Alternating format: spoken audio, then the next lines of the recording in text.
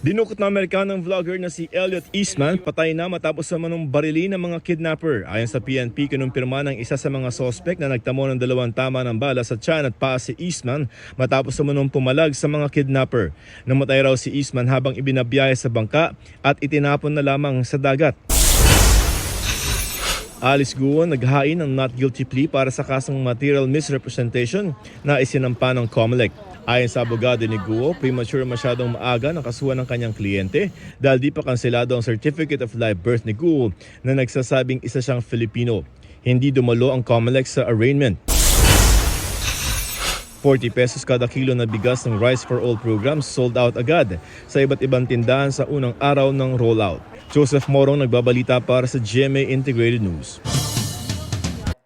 Huwag magpahuli sa mga balitang dapat niyong malaman.